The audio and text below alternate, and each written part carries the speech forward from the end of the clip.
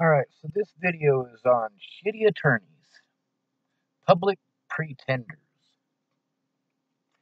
We're going to start off with Amanda Balehash in Boulder. Alright, so Amanda Balehash.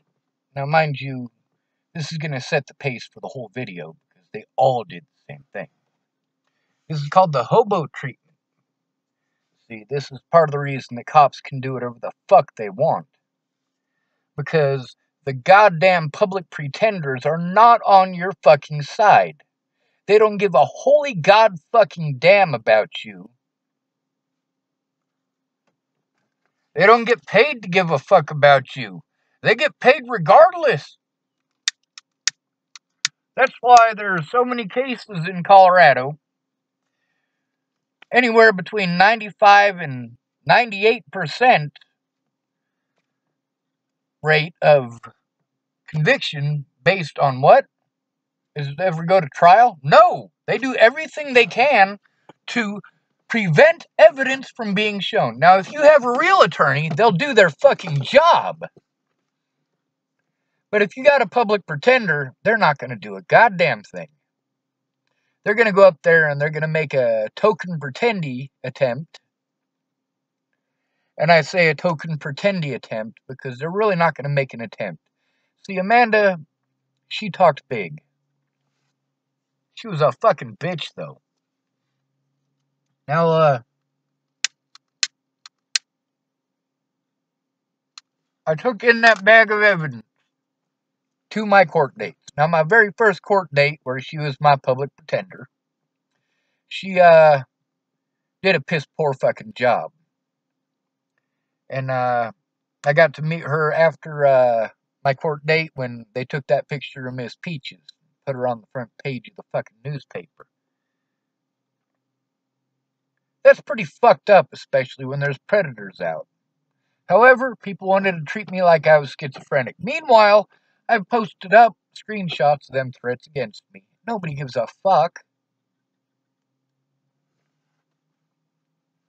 Meanwhile, people are also assaulting me, and nobody gives a fuck. People tell me, well, that's messed up. That's messed up. I know.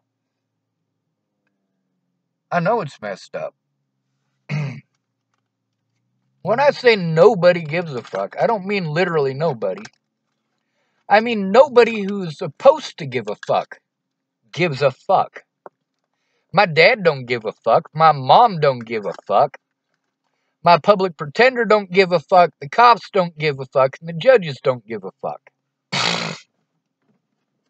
That's because they're all in one big giant fucking circle jerk getting paid with your tax dollars. And hunting hobos is job security.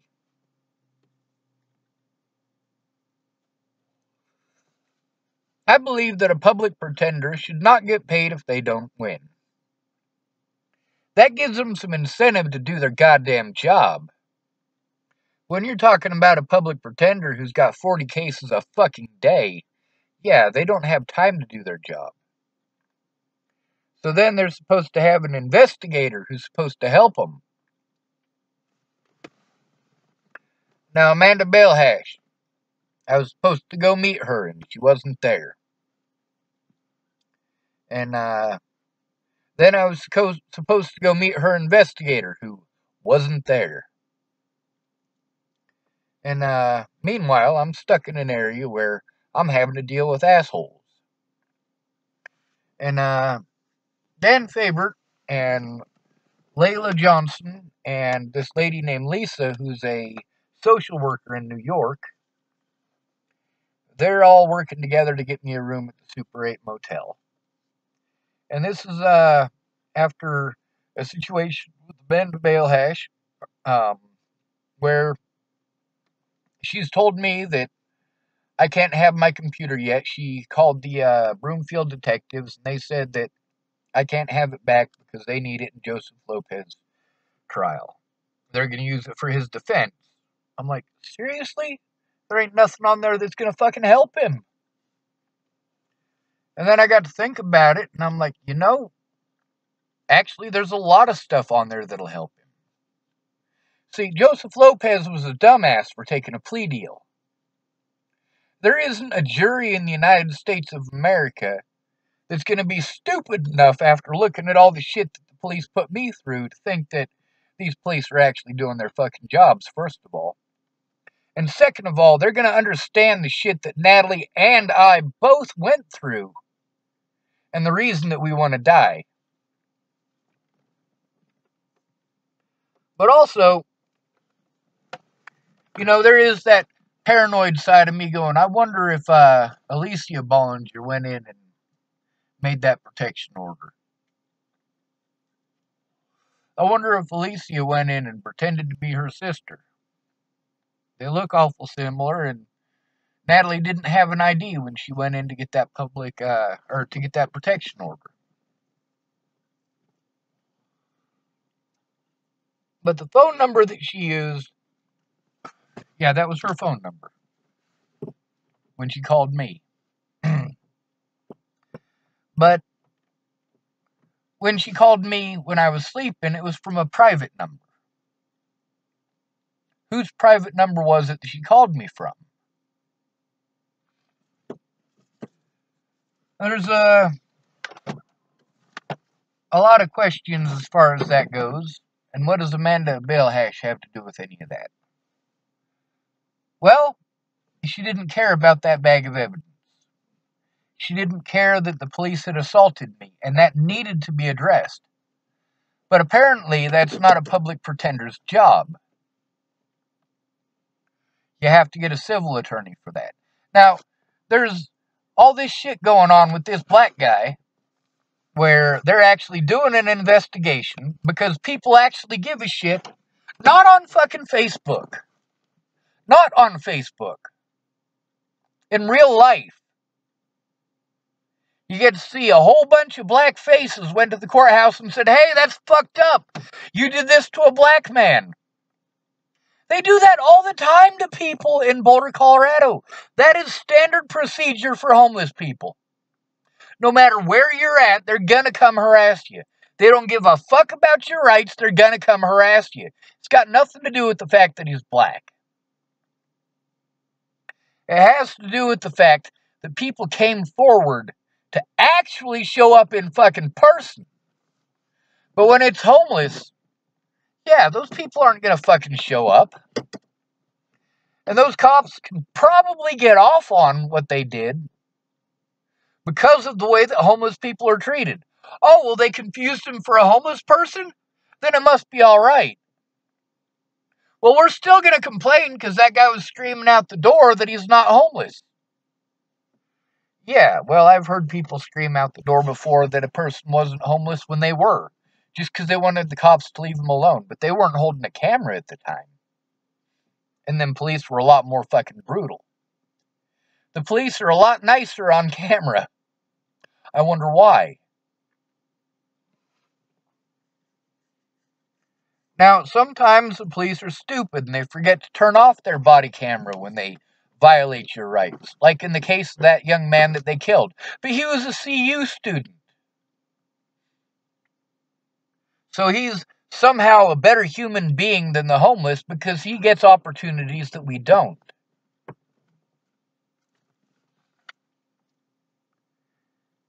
Now, when you're stuck in survival mode, people have all sorts of expectations of what you should be doing. With me having to be on foot all of January, no vehicle, having to try to find a place, try to find a safe place, and people are playing fucking head games with me. They're communicating with me in texting.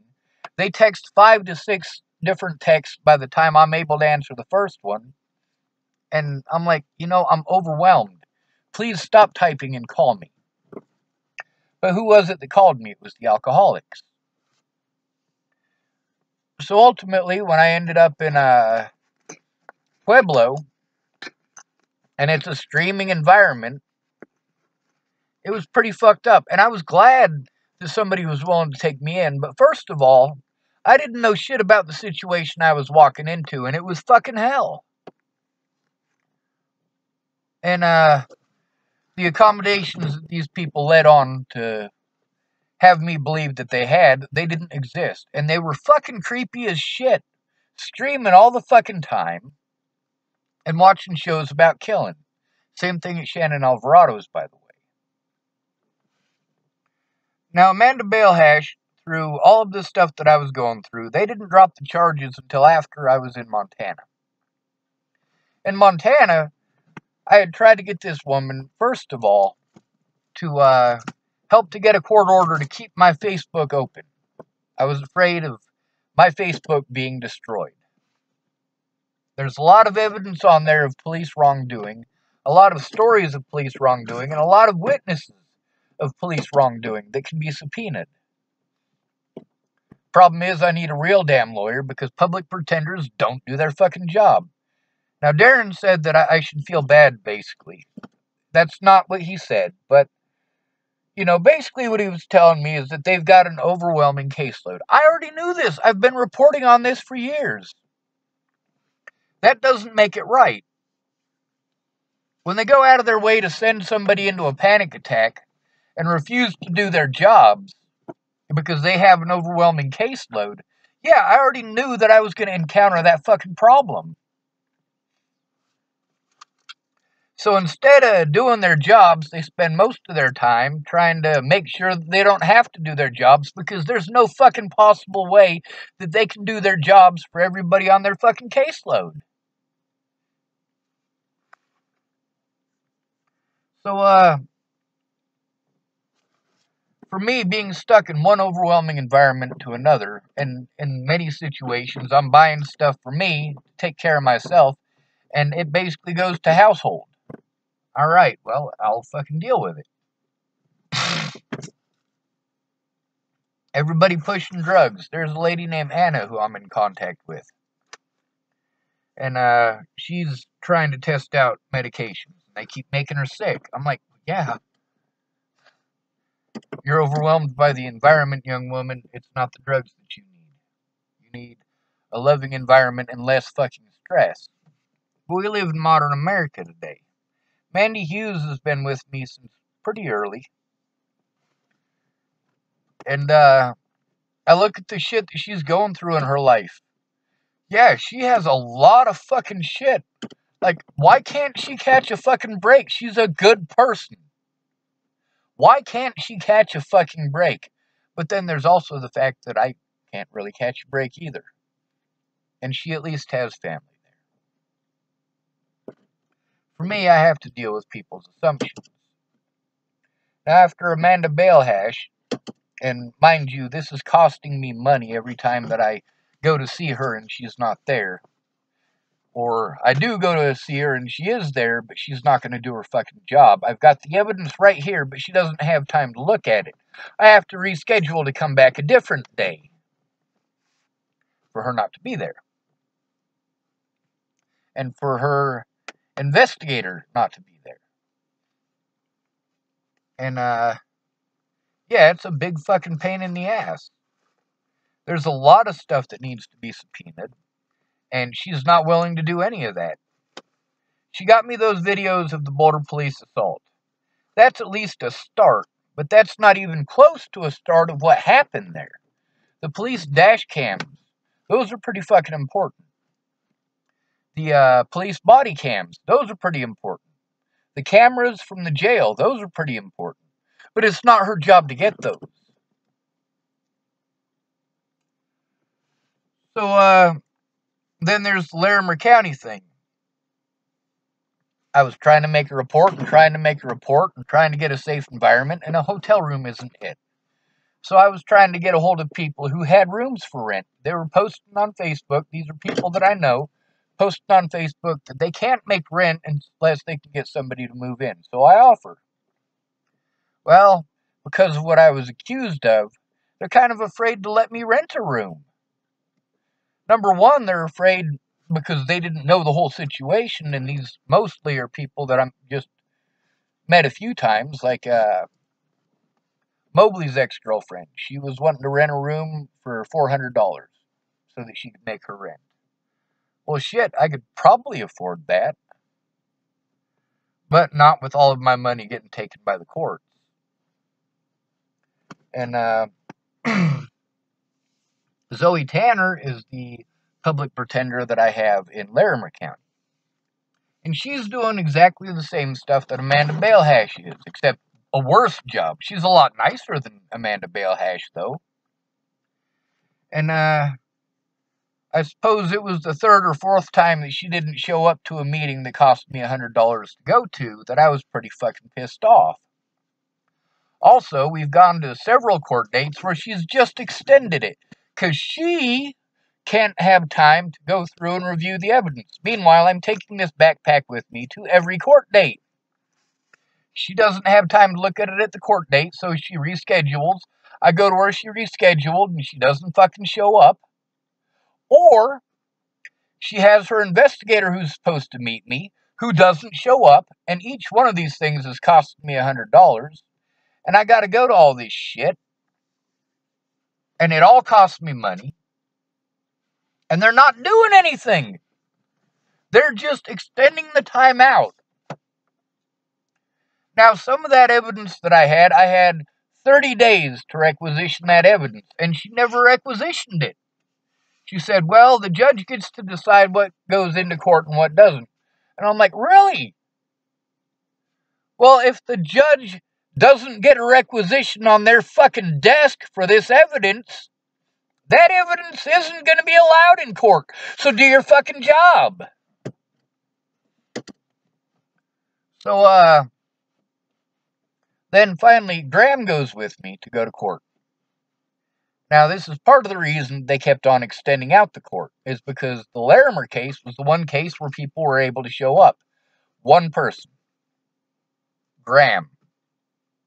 And then Graham couldn't go, so it was Steve. And, there's also Chaos, or Bryan Townsend, who went with me. And by the way, when we want to talk about racism, yes, we had to deal with racism at the Super 8, right before I left for Montana. I didn't know if I was going to get to go to Montana or not yet. They didn't give me permission to go to Montana until after they caught Joseph Lopez. And, meanwhile, there's a lot of issues that are going on that are costing me all of my disability money. I mean, they're nickel and diming me, and I haven't even gotten to enter a plea. Nickel and fucking diming me. Yes, I'm overwhelmed. All of my fucking resources are going away. I am disabled. This is my disability money that is supposed to be going to making sure that I am fed and clothed, that I have a roof over my head. And it's all being eaten up along with all of my time for nothing to fucking happen. And so that day that Graham goes in with me, and there's 3 different excuses why my lawyer isn't there. But she didn't let me know that she wasn't going to be there. So it cost me $100 to go there. And it's overwhelming. They just kept on doing that. Meanwhile, I'm trying to get help getting an actual lawyer and getting a safe place where I can process. I can't process this shit with fucking people screaming at kids all fucking day. Are you kidding me? I mean, the way that Josh screamed at them fucking little kids over at Tabby's, actually, he screamed at everybody that was female that way. And, at Sally Treon's, it was the same fucking screaming bullshit. Now, after Zoe Tanner, because that day when she was sick, I was like, you know what? I'm going to sue the fuck out of you son of a bitches. You're not doing your job. You are not representing me. You're not doing anything except wasting my resources to do nothing. And you're not showing up. So there's that Stephanie Cotton lady. She's like, well, I can't be your lawyer, so I can't look at any of the evidence that you brought with you. But I can sit here and review this video with you. I'm like, I know it's in the fucking video. I was there, you dumb bitch. Although reviewing the video was helpful, because when the officer said certain things about what happened in that court case, he claimed that he saw certain things that aren't in that video. That video starts when I'm sitting upright. after I have been assaulted, after I have hidden behind the cushion and mattress because they're scaring the shit out of me, after they have held me down and threatened to break a needle off in me, and then what do they write down on their piece of paper? That I took my meds. I was calm and I took my meds. No, I didn't. I was calm. I was scared shitless, and I had to remain calm. And they just wanted to force drugs into me. The whole time that I was there, I was trying to get them to send a police officer so I could make a report. I didn't even know I was out of Boulder County. I'd never been to Clearview before. But Dana Jepson, he knows a bit about Clearview. He's somebody that should be talked to. He's a teacher in Nebraska.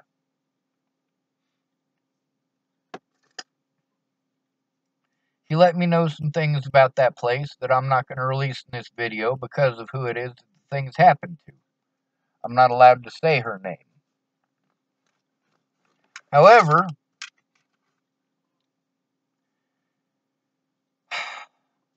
my public pretenders in that Larimer case, that's Zoe Tanner.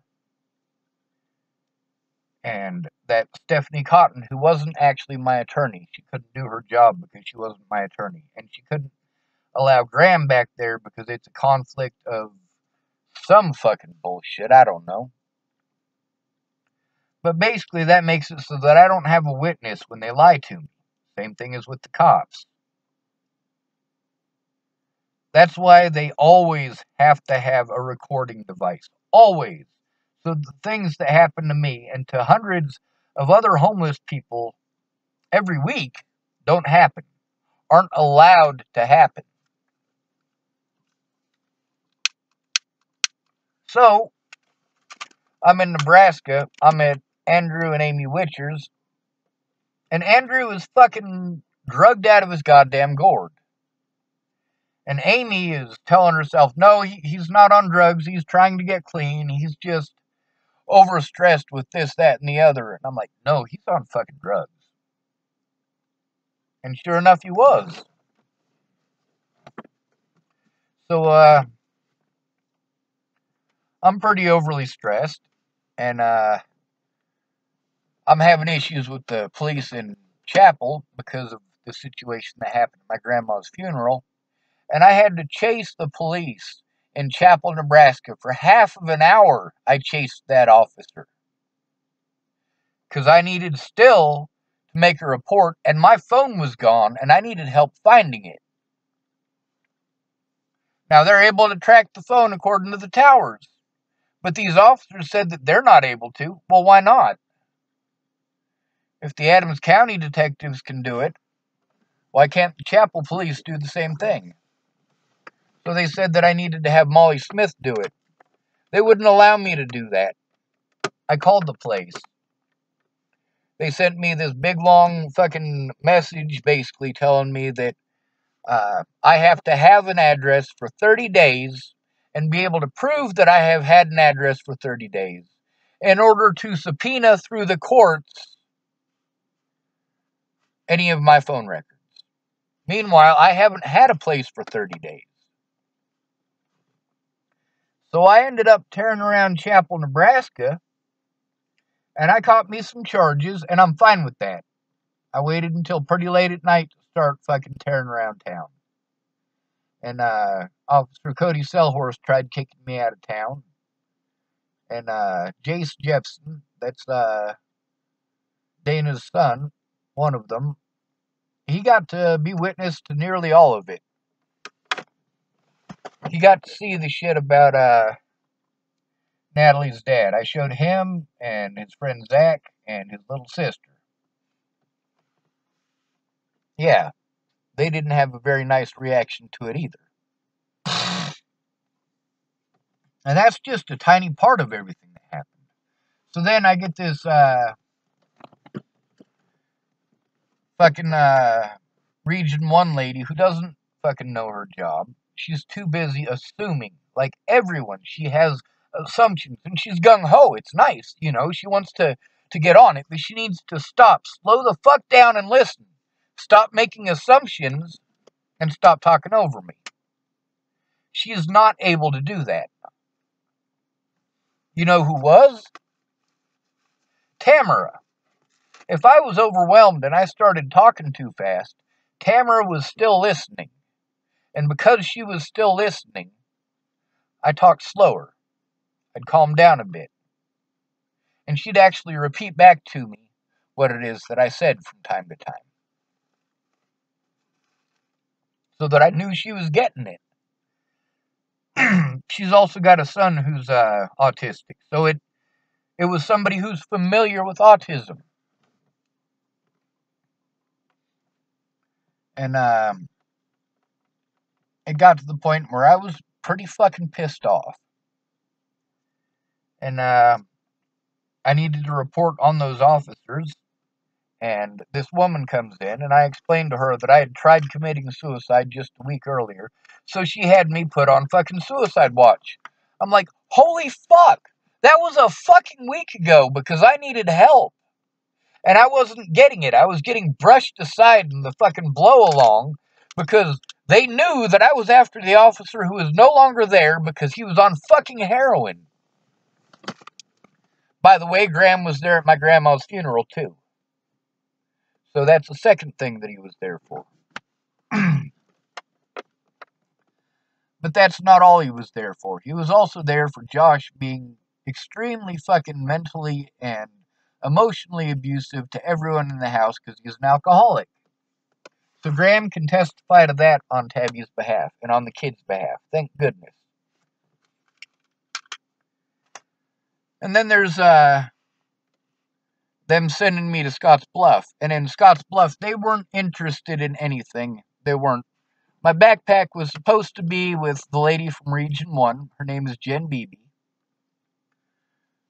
But when they released me, now, by the way, I got kicked out of the hospital I was born in permanently. That was in Scotts Bluff. That's because the officers in Chapel, they did what they do everywhere. They transfer you to out of county. Well, there is no mental hospital in Chapel, Nebraska, so it kind of makes sense there, unlike in Boulder. So they take me to this hospital, and all they're trying to do is to diagnose me with bipolar, so that it makes what Officer DaCosta or Sheriff DaCosta did okay. See, his reasoning for not looking at the whole video and not taking my report, he's like, well, I don't need to. Your friend said that you were bipolar at the beginning of the video. No, he didn't. No, he fucking didn't. He said that I was autistic. He said I have Asperger's. He said I yell a lot, but I don't get violent. But people assume that Asperger's and ADHD and being bipolar is the same as not knowing what the fuck is going on. No, it's not. It's not the same at all. It is not schizophrenia. So I made a video about that. I was like, those fucking dumbasses, they should have gone for schizophrenia. But they didn't. They had to rely on the assault against me in August of last year in order for anyone to even attempt that bullshit. But I've been through a year of hell and a year of officers not looking at any of these threats, like threats against Karamia and her son, threats against Aaron Cockerham, threats against a great many people who were trying to be on my side and ultimately got scared off.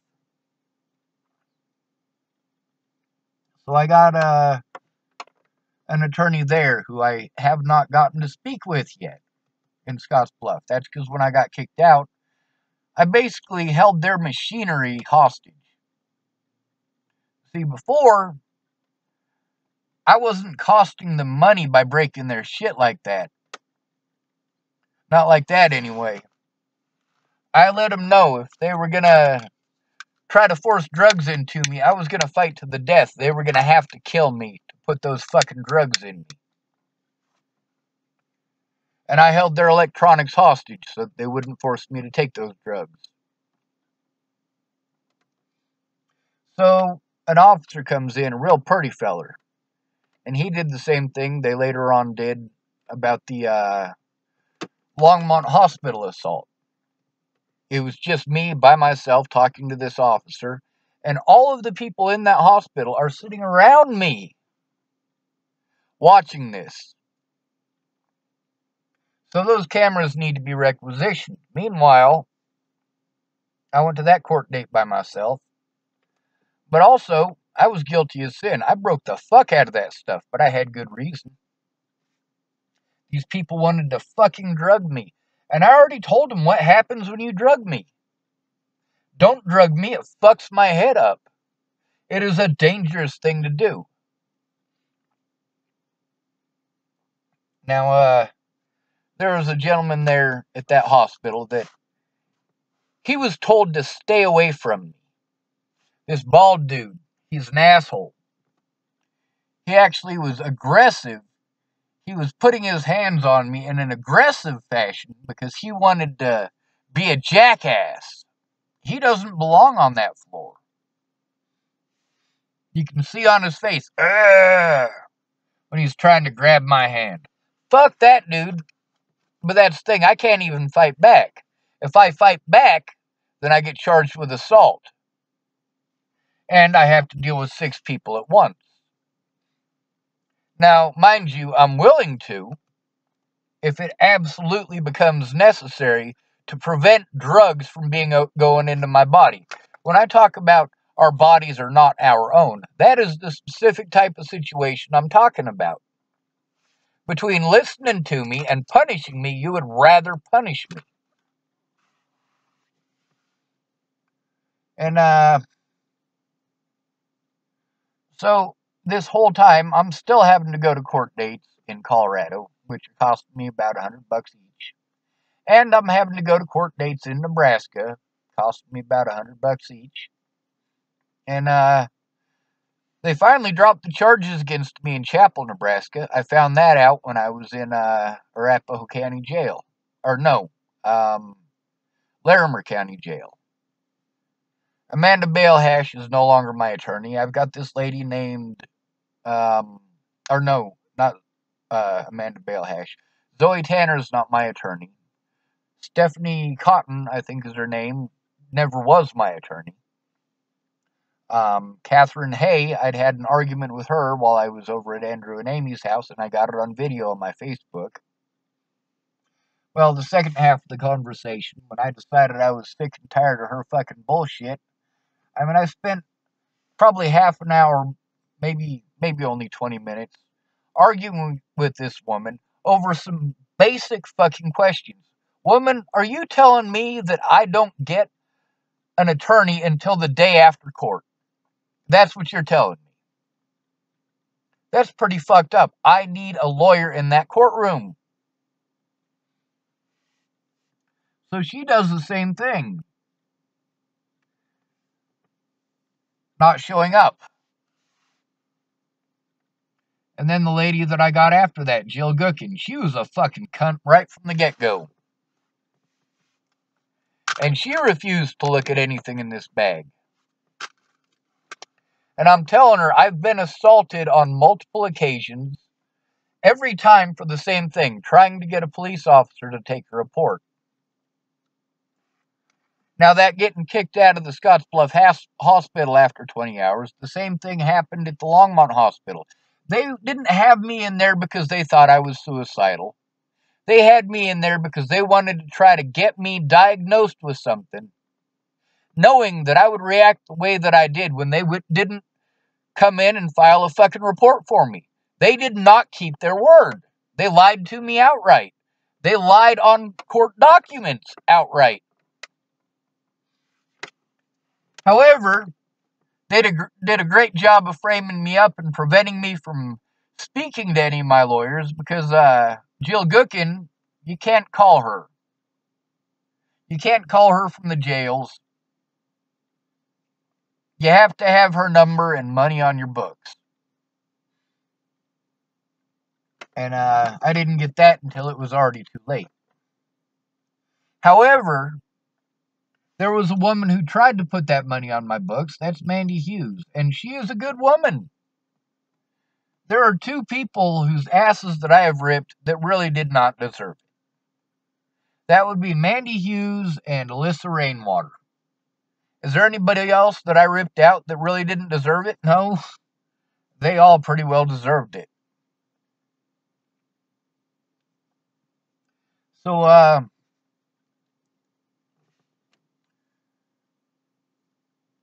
the courts in Larimer County, that was a pretty fucked up scenario because there was a court date and the judge is telling me that I have to sign this piece of paper saying that I won't go after the public pretender's office there in Larimer County, or I have to enter a plea. Not as in enter a plea, but I have to enter a plea bargain. I have to agree to a plea bargain without an attorney present. Because Jill Gookin did not show up. I'm used to this shit. I'm sure used to this shit. So, all of these court dates are sitting open and getting continued and continued and continued and eating all my money. And booking fees and fingerprints and traveling and having to get help. Bryan Townsend was a godsend. At Super 8, they pulled some racist fucking bullshit. And I had to make a choice between fighting this fight or fighting for black man's rights. I chose to fight this fight. I will fight for Bryan Townsend's rights against the Super 8 motel as soon as I'm able to. Because they did do some racial profiling there. There's a bunch of people at the back door smoking weed, and they would assume that the two black men that are there are the ones that are selling it. They're not. So, every step of the way, I needed a safe place to sit and collect the evidence where there's internet. And I needed to be a safe environment. When I'm worried about the very next day, I have to worry about where I'm going to go tomorrow. And yes, this is a major fucking worry because of all the things that were happening to me at the hands of the public. So the Super 8 was a pretty fucked up situation. So, I guess I should stop jumping back in time to all the fucked up shit that happened to me and Mark Townsend. By the way, I had to pay for all of the travel for both of us. There's also Lisette Brown, who is supposed to be... I had to get myself. These groups that expected me to jump through their hoops because they found me an advocate. They didn't find me an advocate. Lisette Brown was supposed to be an advocate, but when I was trying to report to her on what the Boulder Police did, well, she's no longer a mandatory reporter when it comes to the police. Meanwhile, the police won't take a report from me, and their excuse is that I was charged with assaulting an officer. The FBI won't do a goddamn thing about it because I was charged with assaulting an officer. This forced me to become more vocal. Because if these people aren't going to defend me, I do have to defend myself. And I'm going to let the world know what the fuck is going on. And the poor Bollinger family had to deal with the consequences of that. Then again, the Bollingers were involved in fucking with my head. And the police wouldn't look at that either. So, I ultimately had to do something. I had to shit or get off the pot, basically. Kill myself or find a way to force these people to take a look. And I decided to kill myself. That didn't work because my phone died. And I went and I lit the road next to Ken and Leah's vehicle on fire. Did it damage their vehicle? No. Did I lie? Not really. I figured the flames would have touched the vehicle. It was right next to the pickup. I mean, the line of fucking gasoline that I put there was less than a foot away from the vehicle. Maybe around a foot, actually, but that's not the point. The point is that I wasn't trying to lie. I was trying to basically impress that I had done something wrong and they had to come collect me and the evidence, and that this bag would go into property and evidence. That's the whole point of it. And then I traveled into another jurisdiction. That way I could prove that they can go across jurisdiction to do whatever they want with evidence, but I can't. And then all of these people telling me, well, the police won't let me do this and they won't let me do that because it's out of jurisdiction and I live out of jurisdiction. Well, that went right out the fucking window when it came to Kara Miles and Kara Johnson, didn't it? As well as Danica, who lied on court documents because she doesn't even live in Colorado. And she doesn't work in Colorado either.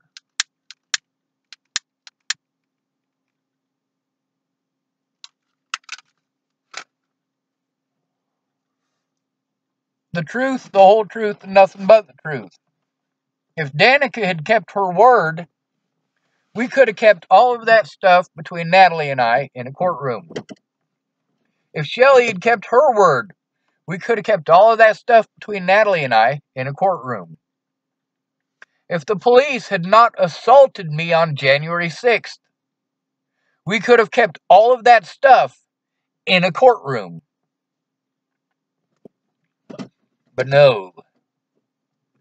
So then, Jill Gookin, on a court date that I'm supposed to go to, I don't get to go to that court date. I show up, but it turns out that I'm not needed at that court date. Meanwhile, Steve was there with me when the judge said, and he tells me this every time, you have to show up or you're going to have a warrant out for your arrest. I know, I show up to every goddamn court date. Every fucking one of them. And every appointment with these fucking attorneys for them not to show up. And every fucking time that they want me to go see their investigator, I show up and they don't. I literally have not met any of their investigators. For every court date, it's $100 for the court date, $100 to go see the attorney on a different day, and $100 to go see an investigator that doesn't show up. People are like, why don't you get a job? Holy fuck, when am I going to have time?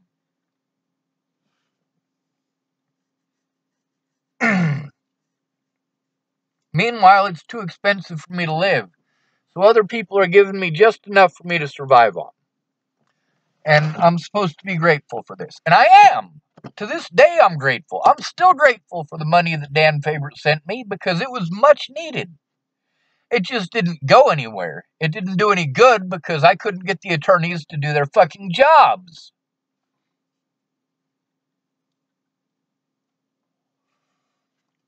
And then there's the fact that when police do something wrong, they turn off their body cams and they don't record. If Miss Peaches had been able to go in with me, which it's understandable why she didn't, then they would have recorded it. But they use bullying and intimidation tactics, as well as assaults and drugs. And those drugs do make you fucking crazy. So then, I gotta get into the whole situation that starts off with Arapahoe County and that arson. So I'm gonna make a whole video about that next. And that's gonna get into Pamela Cardi and 6 or 7 other public pretenders, as well as a couple of their bosses. I know it seems like a long rambling spree, and it is, but it's a lot to remember. There's so many details, and I don't have an environment where it's not just 10,000 details that need to be sorted through and no time to do it or place to do it, because it's a constant rush. One court date to the next, to the next, to the next. All of my money that I could be spending to feed myself, could be spending to get a printer, could be spending on a roof over my head. I could be spending on all of these things that I don't get to spend it on because it's all going to travel to places where I am victimized and where people are pretending that they're being victimized. Fuck the courts in Colorado. They're 50th in the nation for mental health care. That's because they make a lot of money. A lot of money off of victimizing people by calling them mentally ill and throwing them in the jail and punishing them because they have no rights because they were called mentally ill. Fuck you, Colorado. Fuck you.